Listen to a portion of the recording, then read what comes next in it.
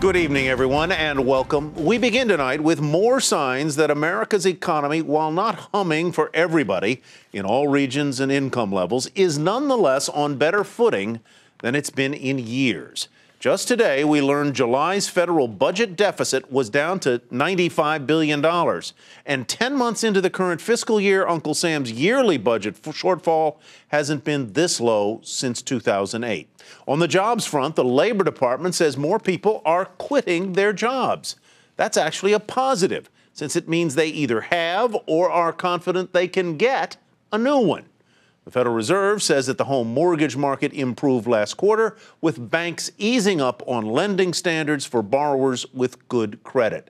And to top it all off, the National Federation of Independent Business reports that small business owner optimism ticked higher in July, a good sign as we push through the third quarter. This week, we'll see if American consumers can keep that optimism on the upswing as some of the nation's biggest retail chains post second quarter earnings. Analysts are hoping for a big turnaround from a disastrous start to the year, with wicked winter weather keeping shoppers at home. So will this quarter be better, and which retailers will stand out? The retail earnings story is a tale of two retails, high-end and low-end. Macy's, which also owns the Bloomingdale stores, is one of those higher-end success stories. When it reports its quarterly numbers tomorrow, analysts are looking for sales growth of 2.5%.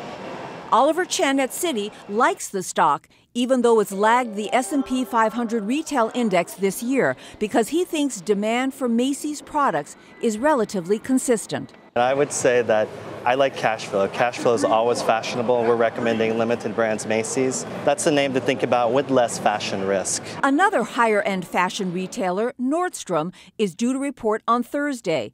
Nordstrom's 7.5% first quarter growth was an upside surprise, though management has been careful with its full-year guidance. Caution is the common theme for lower-end retailers like Kohl's, JCPenney, and Walmart, all reporting on Thursday. Walmart's U.S. same-store sales dropped last quarter for the first time in almost 3 years. This time around, analysts aren't looking for much in the way of growth, less than 1% for U.S. stores and just above 1% overall. Earlier this year, Kohl's looked set to get a bump from the struggles at JCPenney, but it showed no such gain in the first quarter. Stock watchers will also be looking for any hints on how back-to-school season is going for retailers. Tom Blishock, who keeps an eye on consumers, says mall traffic has been up and shopping baskets a little bit fuller than they've been in the recent past. The consumer is a bit hardened as to what they select, what they buy, where they buy, how they buy, and the trade-offs today are much more significant than the trade-offs we saw 5, 6, 8 years ago. Blishock also says the rest of the year is going to be extremely competitive for retailers, which means more discounts and promotions for consumers, but less profits for retailers. So should some of the retail stocks we just mentioned be in your portfolio? Let's ask Liz Dunn. She's a senior retail analyst with Macquarie Securities. Liz, welcome. Good to have you with us. Susie mentioned some of the companies that are out with earnings on Thursday: Macy's, Penny's, Nordstrom, Kohl, and Walmart. Do you agree with the thesis that among those stocks, the ones that skew to the higher end are the ones that you would favor with your investment dollars? Absolutely. I think that the low and middle income consumer is really struggling. There hasn't been the job growth or wage growth that we've wanted to see, and certainly it's been worse for that group of consumer. I think the high-end consumer is actually doing okay, and there's a tremendous amount of interest in branded goods that you'd find at a Macy's or at a Nordstrom. So, Liz, if an investor has, let's say, $10,000 and they want to put new money into some retail stocks, what would be the one stock that you would say is a definite plus and that it's going to go up near term?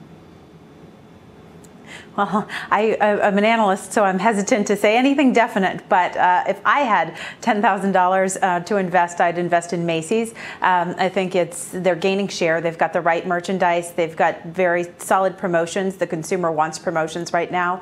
Strong e-commerce and omni-channel strategy. They also have tremendous expense discipline, strong free cash flow. They're buying back stock, paying a competitive dividend. I think it's a great company and at an attractive valuation. You're neutral on Penny and underperform on Kohl's. Explain.